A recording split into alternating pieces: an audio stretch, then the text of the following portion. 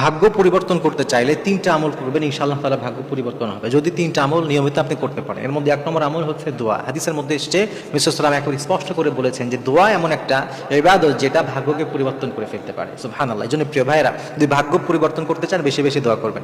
এজন্য বিশ্বনবী সব সময় সৌভাগ্যের জন্য আল্লাহর কাছে দোয়া করতেন, দুর্ভাগ্য থেকে বাঁচার জন্য আমার রাব্বুল আলামিনের কাছে আমার নবীজি সব সময় দোয়া করতেন। কারণ দোয়া এটা মুমিনের জন্য এমন একটা হাতিয়ার, দোয়া এটা মুমিনের জন্য এমন একটা হাতিয়ার যে হাতিয়ারের মাধ্যমে একজন মুমিন তার অপদস্থ হওয়া থেকে, তার দুর্ভাগা থেকে সে আল্লাহর কাছ থেকে পরিত্রাণ নিতে পারে। এজন্য 1 নম্বর কাজ বেশি বেশি দোয়া করবেন। আমার নবী অনেক দোয়া এমন আছে যিনি দুর্ভাগ্য থেকে দোয়া আল্লাহর কাছে পানা চাইতেন। তার মানে দোয়া হচ্ছে এমন জিনিস যেটা দুর্ভাগ্য থেকে মানুষকে বাঁচায়। এজন্য ভাগ্য পরিবর্তন করতে চাইলে 1 নম্বর আপনার কাজ হবে আপনি বেশি বেশি আল্লাহর কাছে দোয়া করবেন। এরপরে 2 নম্বর কাজ হচ্ছে, আপনি যদি আপনার ভাগ্য পরিবর্তন করতে চান, আপনার 2 নম্বর কাজ হচ্ছে গোপন যত গুনাহ আছে গোপন গুনাহ থেকে বেঁচে থাকতে হবে।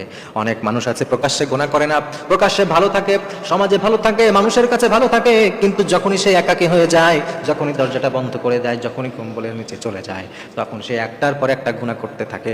এই ধরনের গোপন গুনাহ যারা করে তাদের ভাগ্য আমার আল্লাহ পরিবর্তন করেন না। এজন্য প্রিয় ভাই, যদি ভাগ্য পরিবর্তন করতে চান গোপন গুনাহ বাদ দিতে হবে। কেন বাদ দিতে হবে জানেন? প্রকাশ্যে থাকলে ভালো থাকে আর গোপনে গুনাহ করি, এর একটা অর্থ এমন হতে পারে যে যখন গোপন থাকে তখন আপনি মনে করছেন বোধহয় কেউ আমাকে দেখছে না, এখন আমি গুনাহ করতে পারি। তো কেউ কি দেখছে না? সব দরজা আপনি বন্ধ করতে পারেন, সব জানালা বন্ধ হয়ে যেতে পারে, কেউ না দেখতে পারে, কিন্তু একজন আছেন তিনি সব সময় দেখেন, ঠিক না? এজন্য যখন কেউ গোপনে গুনাহ করে সে যেন এটা বোঝাতে চায় যে আল্লাহও দেখছে না, নাউজুবিল্লাহ। এজন্য গোপনে গুনাহ করা যাবে না। গোপনে গুনাহ বাদ দিলে আল্লাহ তাআলা ভাগ্য পরিবর্তন করবেন।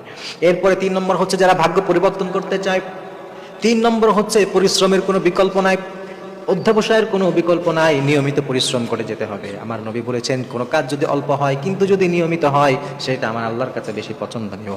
এজন্য বেশি বেশি পরিশ্রম করে যাবেন, নিয়মিত পরিশ্রম করে যাবেন। আর এই পরিশ্রম করার পাশাপাশি আল্লাহর উপরে বিশ্বাস রাখতে হবে।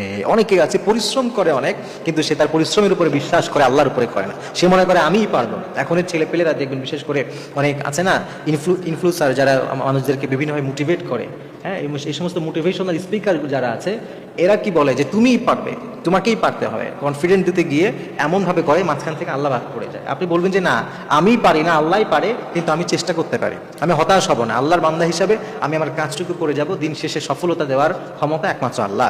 এই বিশ্বাস রেখে যদি কেউ পরিশ্রম করে যেতে পারে নিয়মিতভাবে, তাহলে এই 3টা আমল করলে আল্লাহ তাআলা তার ভাগ্য পরিবর্তন করে দিবেন।